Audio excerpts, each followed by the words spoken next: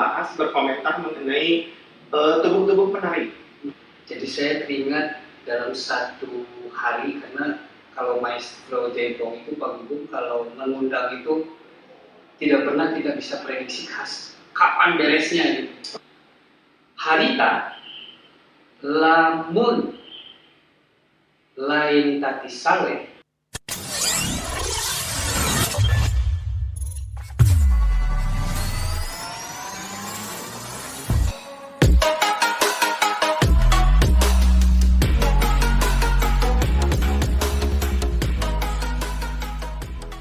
Assalamualaikum warahmatullahi wabarakatuh.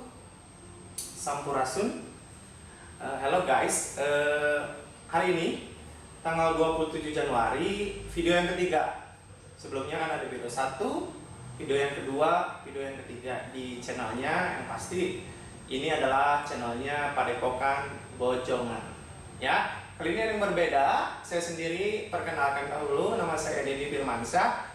Nanti kita akan ngobrol-ngobrol santai mengenai bagaimana di video ketiga ini bagaimana kecerdasan penari, bagaimana mengidentifikasi penari atau sikap atau konstruksi-konstruksi yang ada di penari.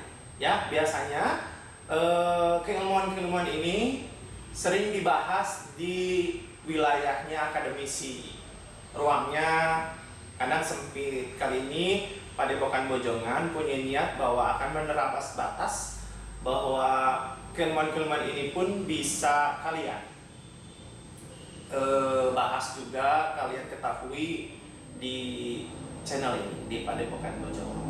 Ya, kali ini kita akan mengobrol banyak dengan salah seorang tokoh, dosen saya sendiri. Ya, dosen saya seorang ilmuwan juga di bidang tari. Ada Bapak Lalan Ramlan. Assalamualaikum Pak. Waalaikumsalam Nama? Pak Deddy. Alhamdulillah. Alhamdulillah Bapak. Nah, nanti dengan Bapak adalah seorang founder juga dari Padepokan Bojongan yang nanti juga akan membahas bagaimana ketubuhan seorang penari. Oke, Pak Lalan, kita ngobrol santai aja Pak Lalan ya, supaya bisa dinikmati oleh para akademisi juga, punten, terus juga nonoman orang ya Pak ya. Ras generasi milenial bisa juga memahami bagaimana, tidak terlalu berat memahaminya, tapi juga ringan, tapi isinya saya yakin ini daging semua. Insya Allah. Ya Pak ya? Gini Pak, langsung aja ya Pak ya.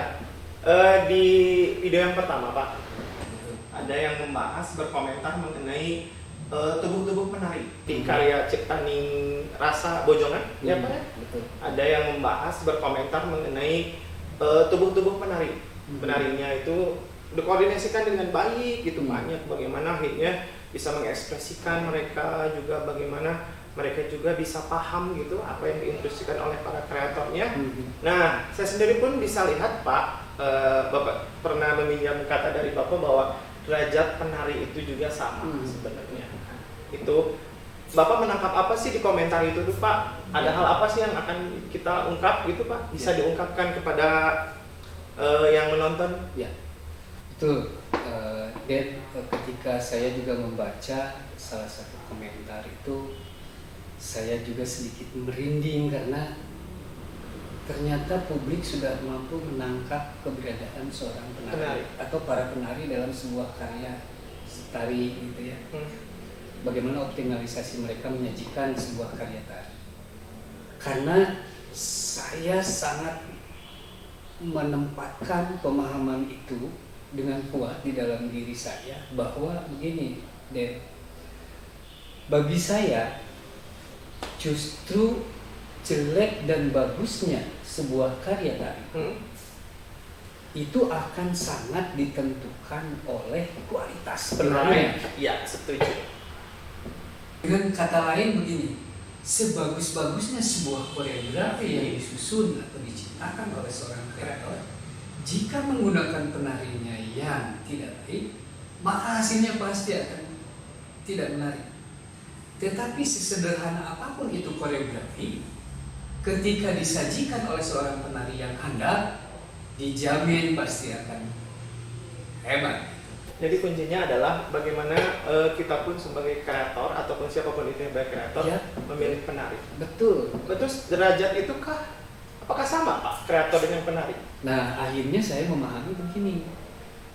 Pada ranah atau dunia tari atau kekaryaan tari, kesimpulan saya mengatakan begini. Antara kreator tari atau pencipta tari dengan penari itu pada akhirnya memiliki derajat yang sama, menjadi komunikator estetik yang simbolik itu. Estetik. Ya. Keywordnya adalah seorang penari juga adalah mediator estetik yang komunikator. simbolik, komunikator Ya. juga itu. Maka bagi saya ketika dalam posisi sekarang dan bernostalgia sedikit ke belakang ketika masih aktif menari, sekarang merasa kebanggaan itu ada gitu. Iya, iya. Sebagai penari itu karena Karena ternyata kontribusi penari pada saat menyajikan penari gila luar biasa, sangat menentukan keberhasilannya sebuah karya tari Gus. iya. Kita pun harus cerdas sebenarnya Pak, ya. Betul. Ya. Betul. Kan kaitannya juga Pak Padepokan Bojongan ini kan Pak. Sebenarnya itu aktivitasnya adalah aktivitas kreatif ya. Betul. Dia itu bagaimana mengolah juga ketubuhan penari, baik itu dari beberapa hal yang saya lihat adalah bagaimana mengkoordinasikan bagaimana ketubuhan-tubuhan jaipongan, ketubuhan tradisi, ketubuhan kontemporer. Ya. Nah, yang saya lihat juga bahwa gini Pak, Bapak sangat cerdik sekali bahwa dalam menggarap Cipta Minasa Bojongan ini itu adalah literaturnya atau sumber inspirasinya adalah dari jaipongan itu sendiri. Nah, Bapak kan pasti punya pengalaman empiris Pak di bidang itu gitu. Sebagai penari dulu itu baru akhirnya Bapak menjadi kreator, hingga sekarang sebagai ilmuwan tari lah boleh dibilang gitu Pak. Di ISBI ini salah satunya adalah tokoh tari begitu. Bapak sendiri adakah pengalaman empiris bersama Punten almarhum Pak Gugum Gembira mengenai bagaimana tidak hanya menciptakan tari, tapi kan kita temanya atau tema atau obrolan kita hari ini adalah bagaimana melihat seorang penari itu harus gimana dan bagaimana baik ke penarian begitu. Ada pengalaman empiris apa Pak? Ini pertanyaan yang menarik, Den. Jadi saya teringat dalam satu hari, karena kalau maestro jaipong itu Pak Gugum kalau mengundang itu tidak pernah kita bisa prediksi khas kapan beresnya gitu. Oke. Kadang-kadang sampai subuh gitu. Ya. Ayo diundang isu-isu subuh kali beres gitu. Tapi semua berisi semua dari Itu justru. Tetapi ada yang paling menarik bagi saya dan saya yakin tidak akan pernah hilang dari ingatan saya, dan itu menjadi pengetahuan saya. Sekali waktu ketika kami ngobrol diundang ke Padepokan Jugala oleh beliau, kami ngabring ke sana ya, datang bersama-sama dengan teman-teman gitu. Nah, waktu Bapak masih jadi penari di sini? Oh, sudah tidak, tapi sudah mengajar. Gitu. Nah, setelah ngalir ngidul, ngobrol dan lain-lain gitu, pada satu momen beliau mengatakan begini yang mengagetkan kalau bagi saya. Dan itu terjadi setelah salah seorang tokoh, boleh dikatakan itu penari, tapi juga sebagai seorang manajer sebuah sanggar. Yeah.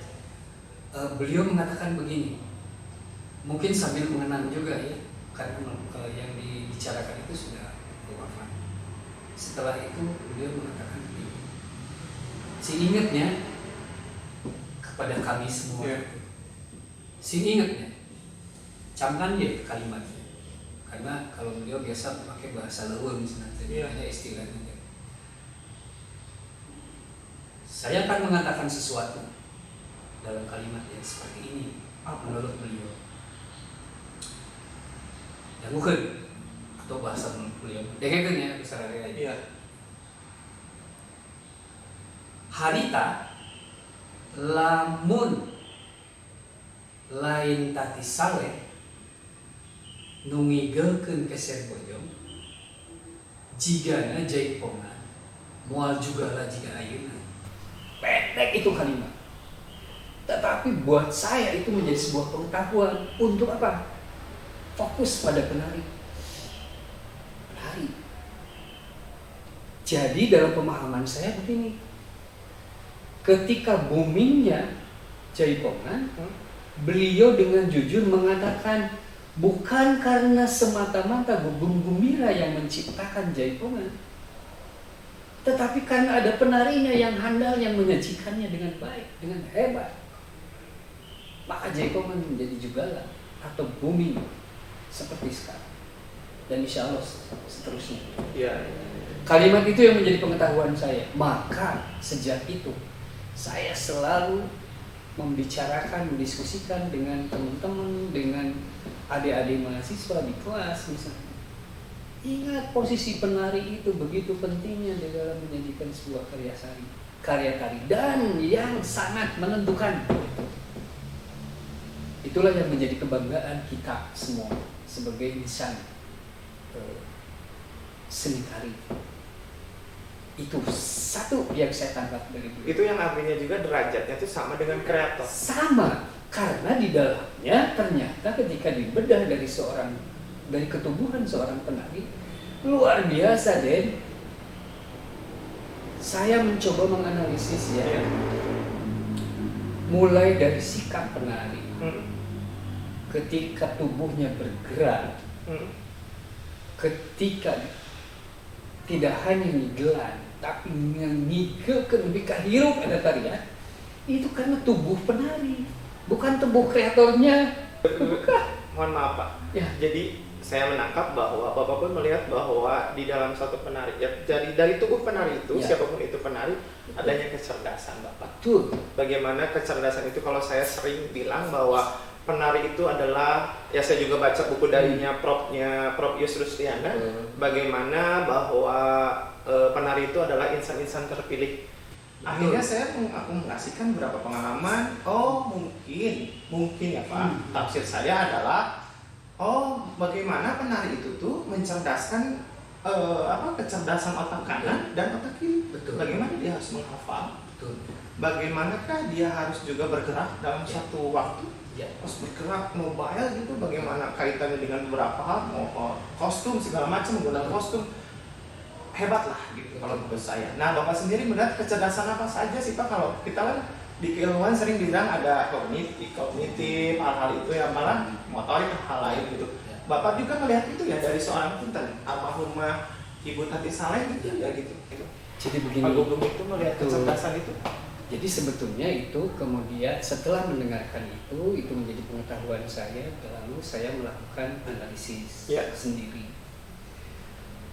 Di pemahaman umum kan kita hanya mengenal 3 komponen kecerdasan: kognitif, pengetahuan, motorik, fisik, dan afektif, perilaku. Nah, tetapi ketika saya bedah, itu akhirnya saya menemukan 5 komponen kecerdasan. Yang paling pertama buat kita adalah kognitif, motorik. Karena awal pergerakan kita adalah fisik. Kalau di Padepokan mah hayang bisa geuna. Can aya hayang nyaho, motorik.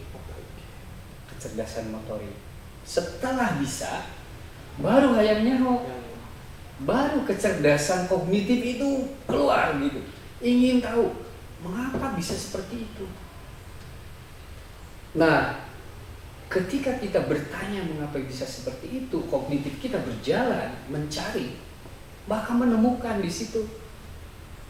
Berarti ada kecerdasan lain di dalam tubuh penari. Afektif itu kan yang afektif itu kemudian saya bedah. Akhirnya iya, berarti seringkali kita mengatakan ekspresinya tuh gitu kan.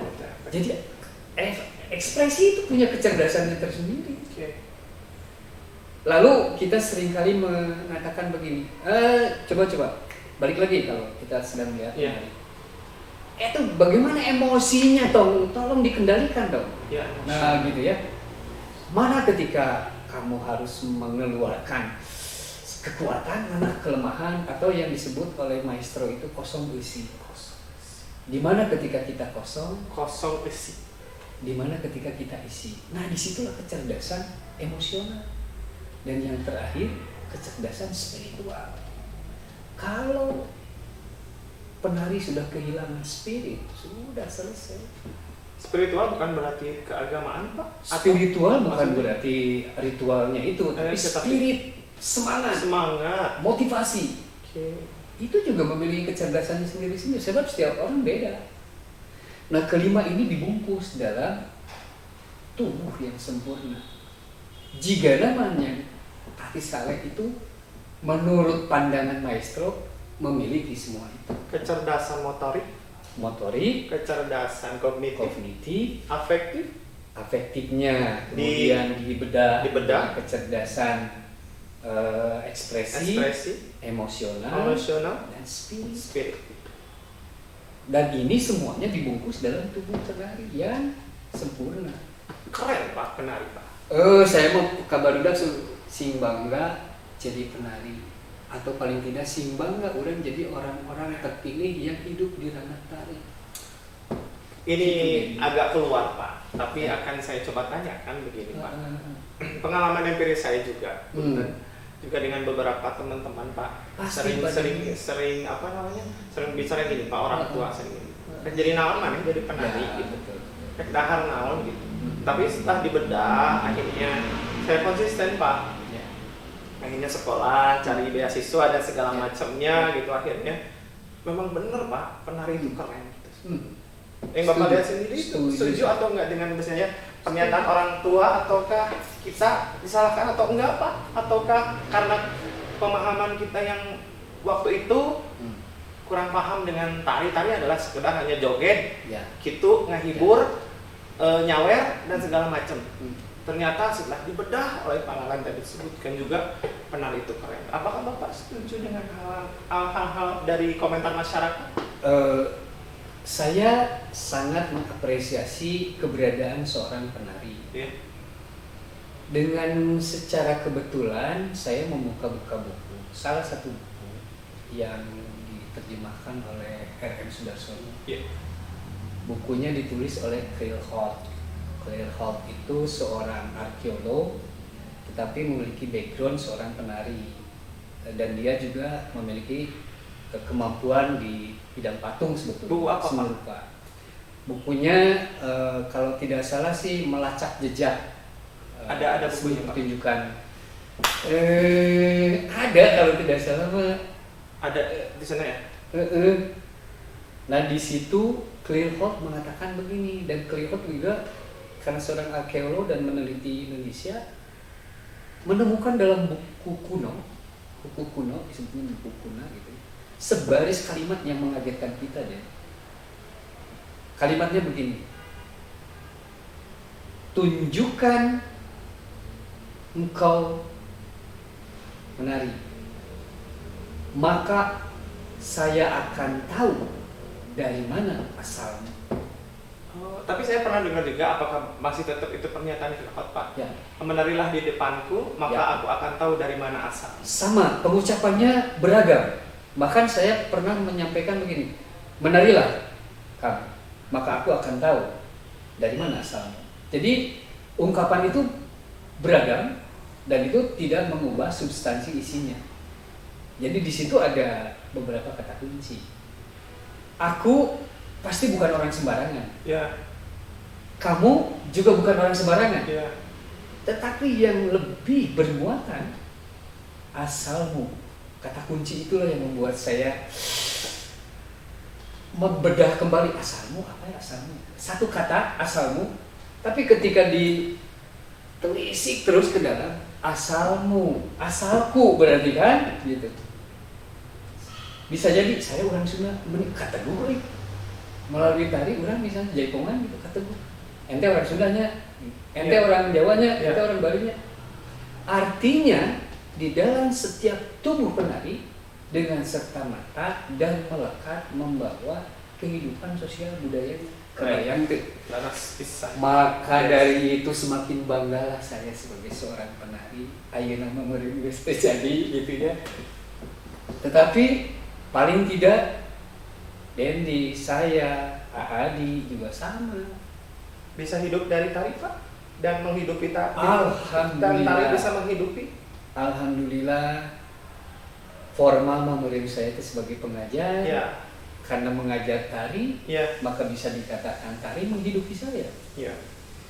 Nah, saya akan kembalikan sekarang bagaimana saya menghidupkan tari. Nah, itulah dengan teman-teman, termasuk Dendi, Ayah Dewi, Ayah Hadi, Ayah Jaja, bagaimana kita membuat wadah supaya bisa menghidupkan tari, setidak-tidaknya menembus atau meratas batas. Ada di tadi menarik tak pernyataan, meneratas batas yang biasanya hanya pengetahuan itu sepertinya menjadi menara gading milik akademisi begitunya. Sekarang mah sudah waktunya, kok zaman kopi bagaimana kita keterbatasan di dalam ruang lingkup yang seperti ini, kita tembus melalui media yang ada, kita bagi pengetahuan kita ini kepada publik yang lebih luas.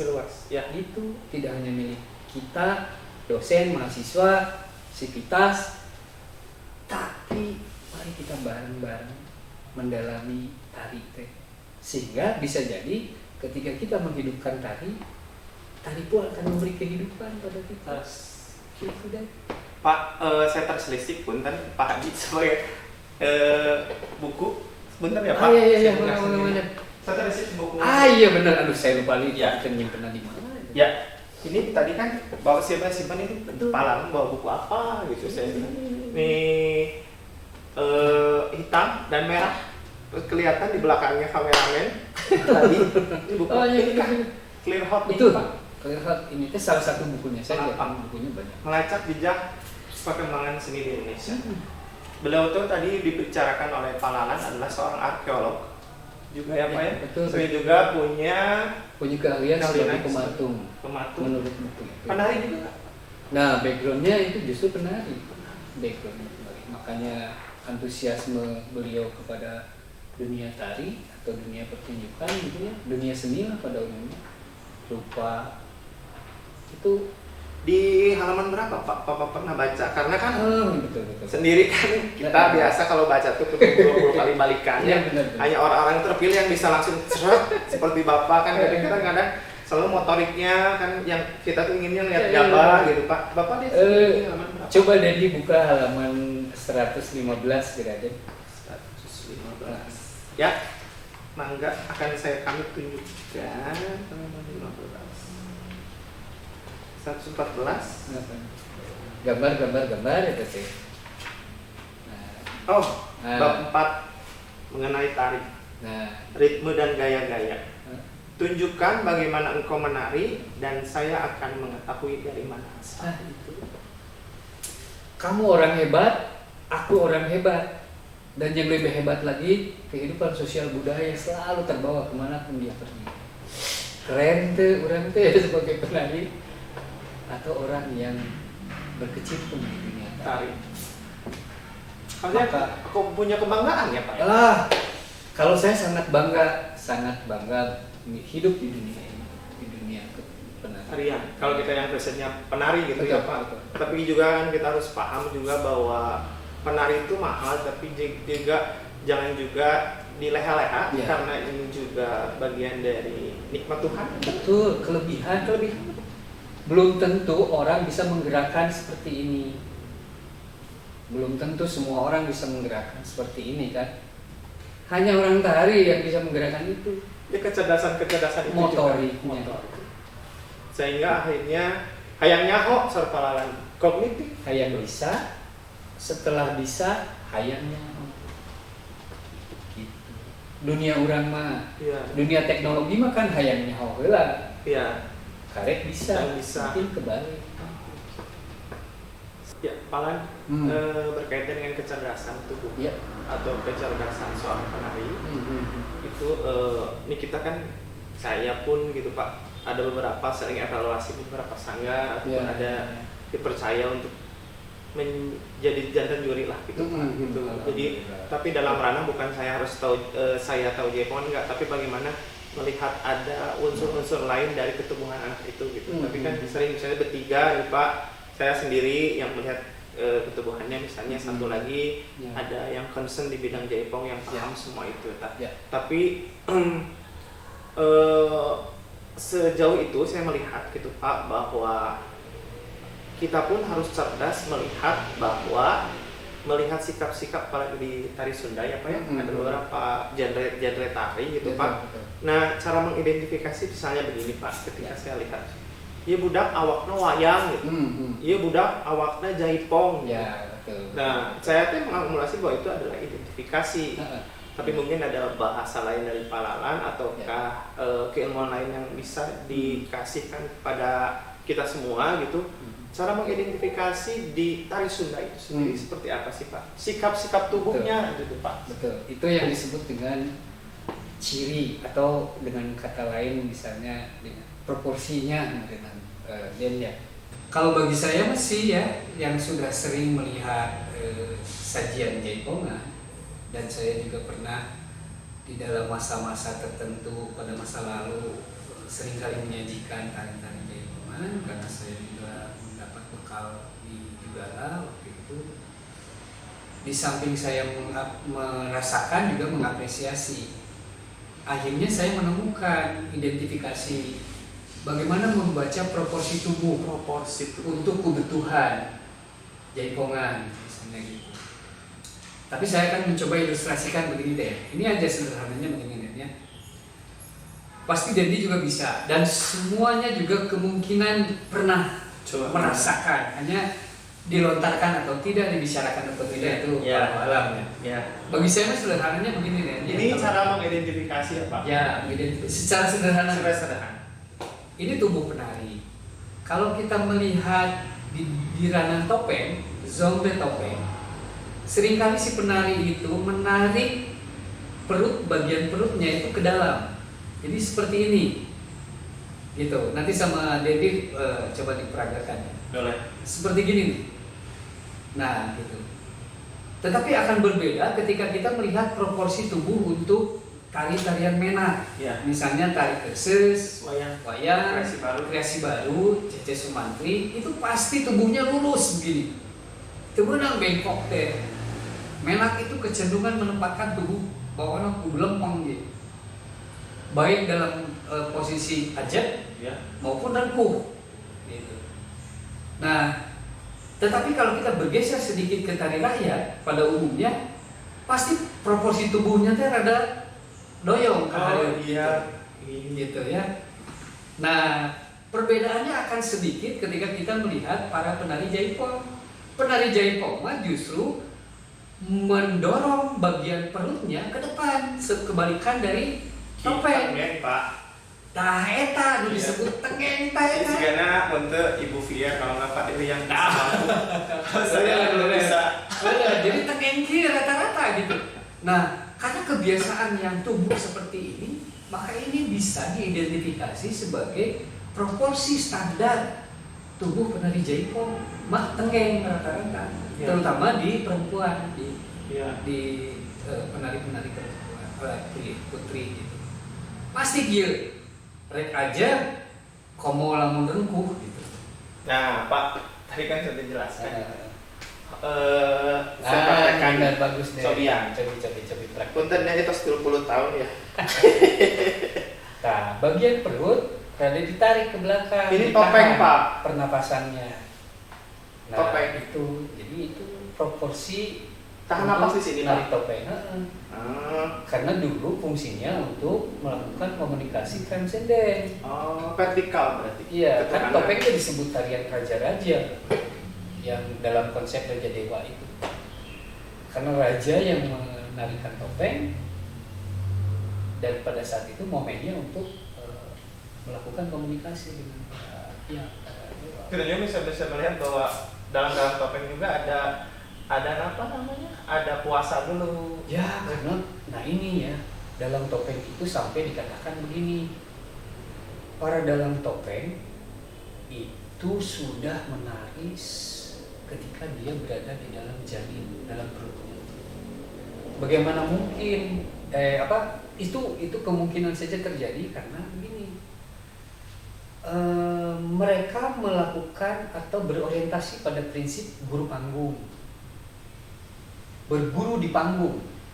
Timimiti di jero beuteun sudah mendengarkan merasakan bagaimana dibawa menari oleh ibunya, yang juga dalam topeng kan. Iya. Terus borojo jadi orok beureum, komo ngadangukeun pisan yang kemungkinan orang bandekannya ningali boa gitu. Iya. Balita pasti ningali pisan jeung ngadangukeun, boa nurutan ongko gitu. Ketika manggung ibunya jeung keluarganya. Geus gede dihejer malah komo.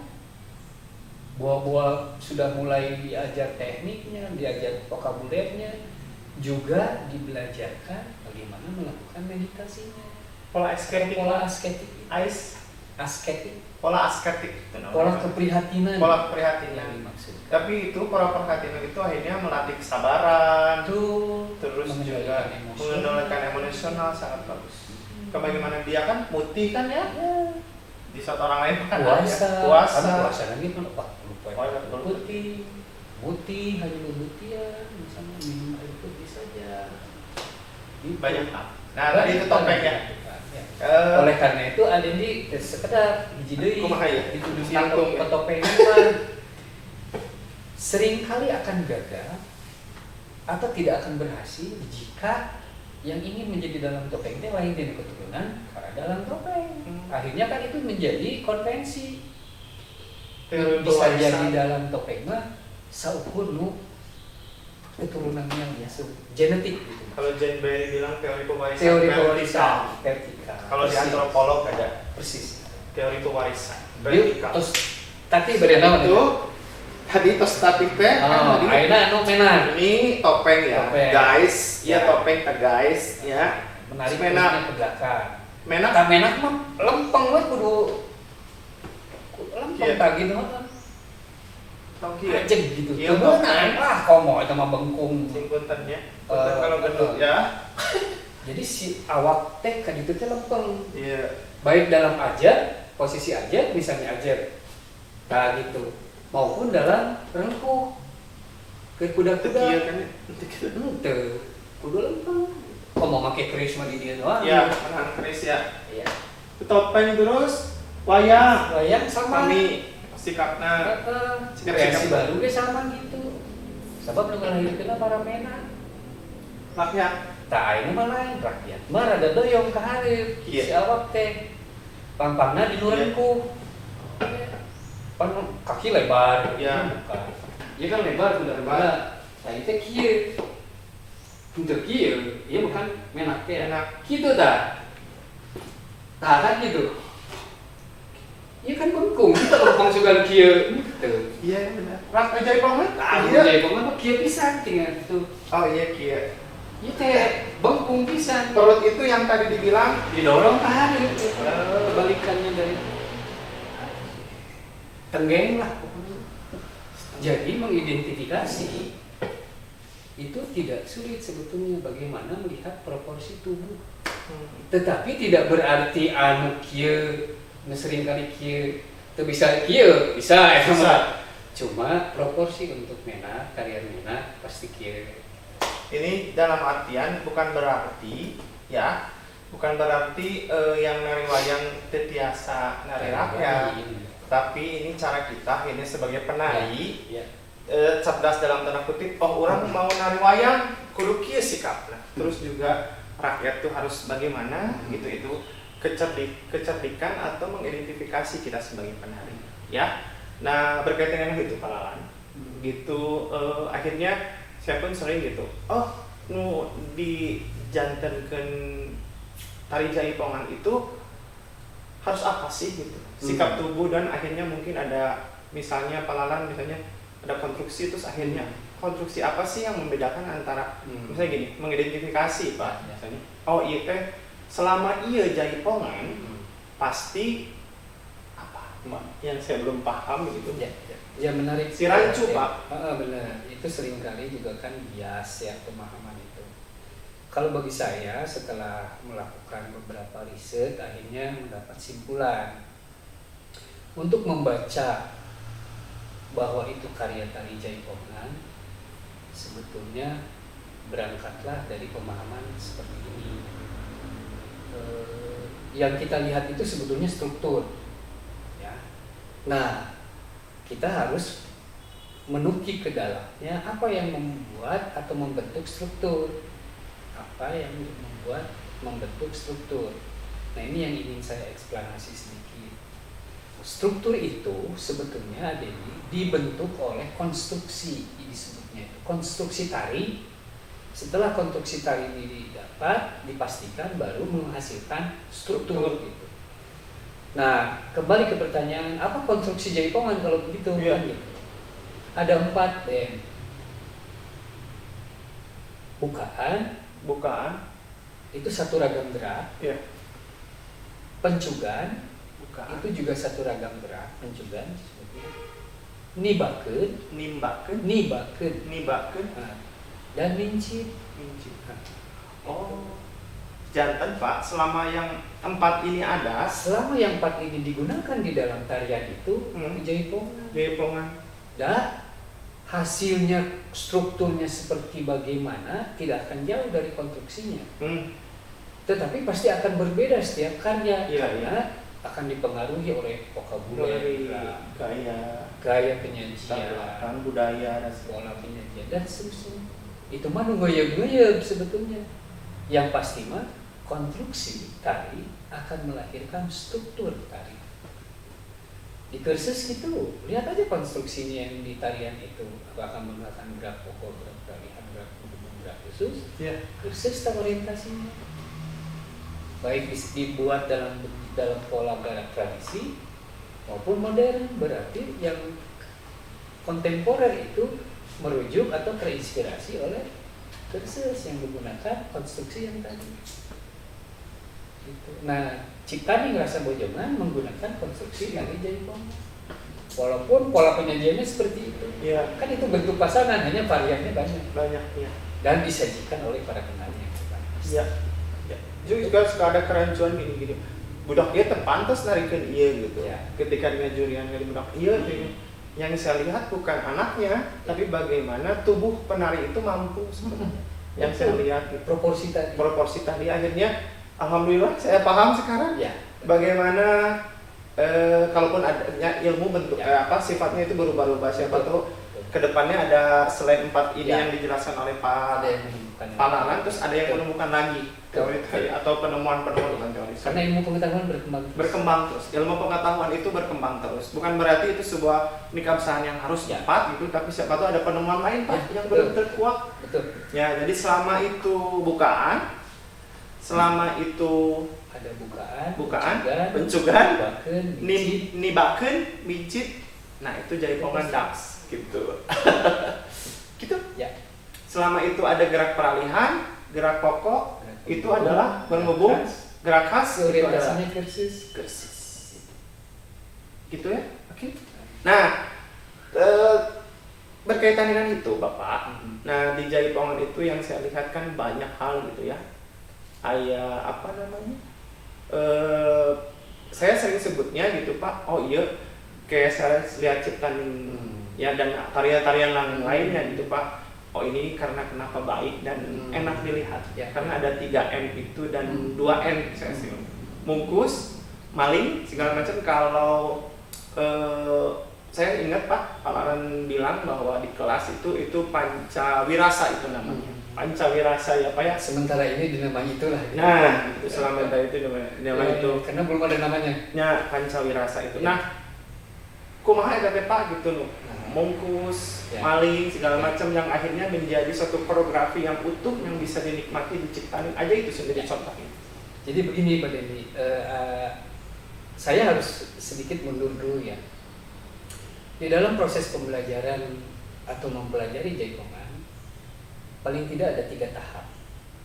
Tahap pertama, tahap pemula ya, mengenal bagaimana mengenal jaipongan, terus tertarik, resep gitu. Setelah resep mempelajari kan gitu ya. Belum memahami lah yang bisa ya.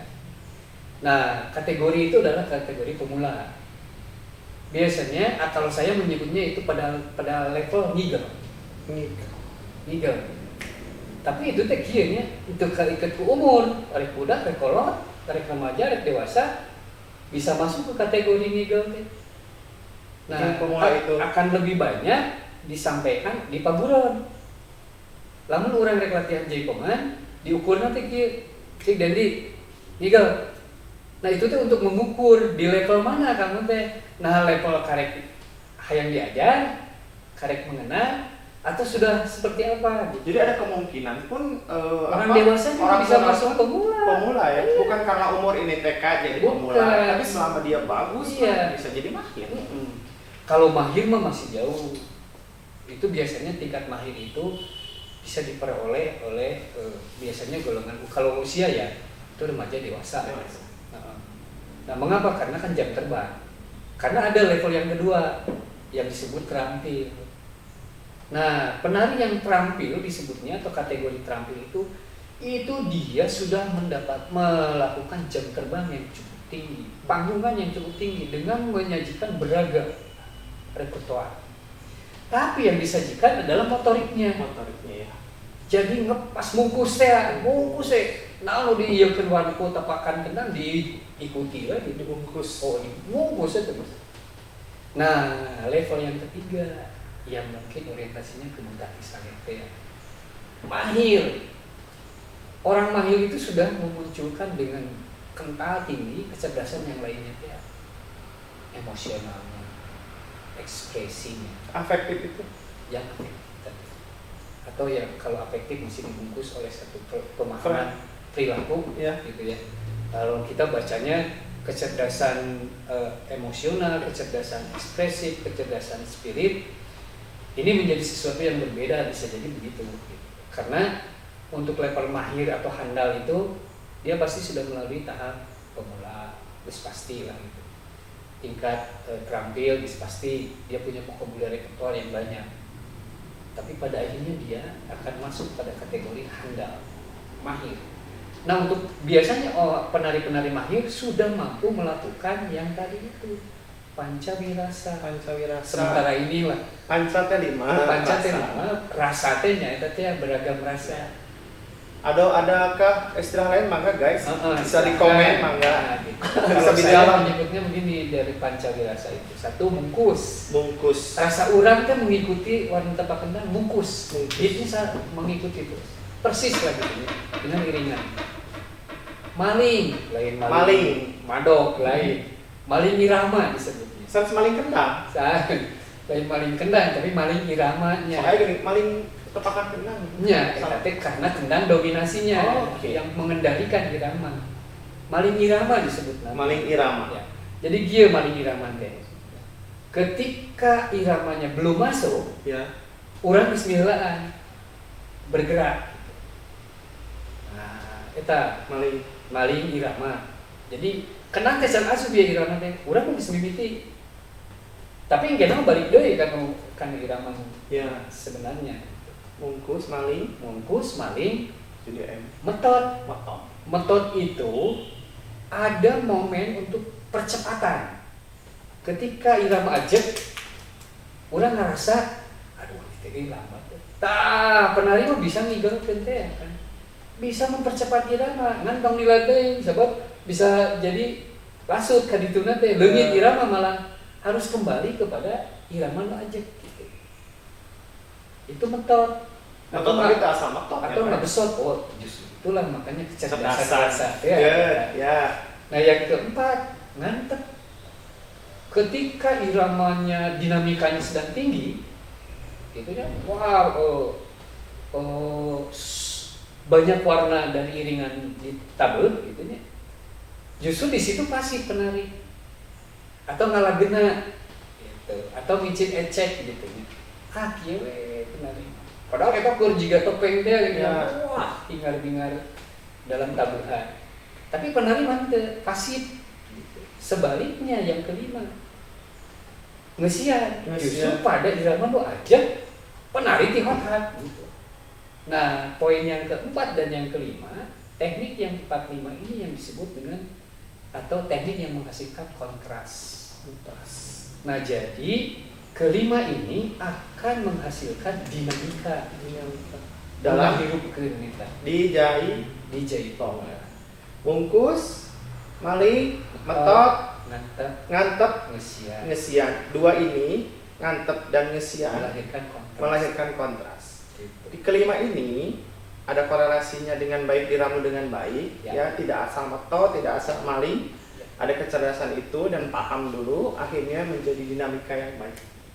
Jadi akhirnya menjadi koreografi atau estetika itu punya nilai nilai itu ya intrinsik itu kalau tidak monoton, ya tidak boring, jadi dinamis gitu. Dinamika irama itu yang membuat penikmat itu menjadi nyaman. Cek paribasana mah ngicep ge mung. Jadi pertunjukan 10 menit pun terasa singkat gitu. Tercapek gantung teureun teh lamun ya. cek urang mah. Gantung teureun. Hayang deui gitu. Oh, gantung teureun tah. Jadi kan ada selalu saya bilang ini budak capek teuing koreografi kan. Kubrak di. Oh, mungkin ada treatment induk. Walaupun itu nggak salah ya. Tapi bagaimana meramunya dengan baik. Bukan berbicara salah benar di kesenian, tari khususnya. Ya. Gitu. Tapi pantas dan acan gitu. Pantas dan acan, bukan salah dan benar. Bukan salah dan benar. Jadi kan itu salah itu ya, bukan salah dan benar, tapi can pantas je, kurang naon gitu. Tah, itu can pantas dan itu tadi. Di urang mah di kesenian Sundanya karena di apa yang saya bisa lihat gitu Pak, bukan bisa lihat yang menerawang tapi hasil pembelajaran dari kuliah S1 sampai S2 bahwa Sunda itu karena egaliter ya Pak ya. Jadi bukan salah dan benar patronisasi seperti sahabat kita dari Jawa misalnya patronnya kuat karena kita egaliter. Ngahuma pundak pindah gitu. Tapi tetap titik nama dirinya dapatnya. Ya, gitu. Walaupun kayak paradok kalau Pak Yakob bilang betul. Tapi ada titik gitu ya. Ada titik yang menyatukan harmonisasi. Jadi harmonis gitu. Gitu Pak Lala? Betul gitu Den. Itulah yang bisa saya sampaikan. Ya. Ada lagi? Mungkin kan cukup ya. Daging kan sadayana. Insya Allah di rumah di pesadayana lah itu. Tapi dengan saya juga ingatkan bahwa ilmu itu berkembang ya Pak ya. Ya betul. Seperti yang pernyataan apapun pembahasan kami hari ini belum tentu besok. Ya hari ini belum tentu besok. Apa ya? Udah berkembang sifatnya. Kita bisa berdialog di komentar, mangga untuk kemaslahatan senian kita. Bukan salah dan benar. Dan prinsip nama orang sami-sami ngemulai.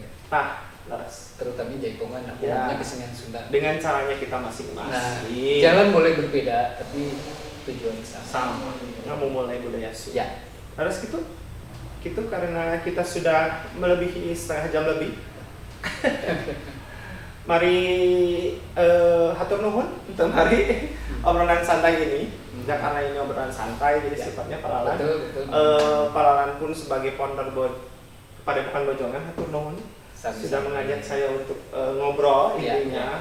Bukan seminar apapun itu, bukan yang sifatnya formal, tapi ini ngobrol santai. Hatur nuhun Palalan dan seluruh tim yang ada di belakang. Hatur nuhun juga buat semuanya. Nanti kita ketemu di video yang keempat. Tunggu insya Allah dengan izin Allah setiap tanggal 27 setiap bulannya kita akan merilis daging-daging yang baru atau ilmu-ilmu yang baru. Amin. Ya begitu Pak. Siap. Atur nuhun untuk waktosnya. Sampurasun. Assalamualaikum warahmatullahi wabarakatuh. Jangan lupa di subscribe, oke. Kemudian di like, kemudian di komen. Apa-apa saja yang ingin didiskusikan ya.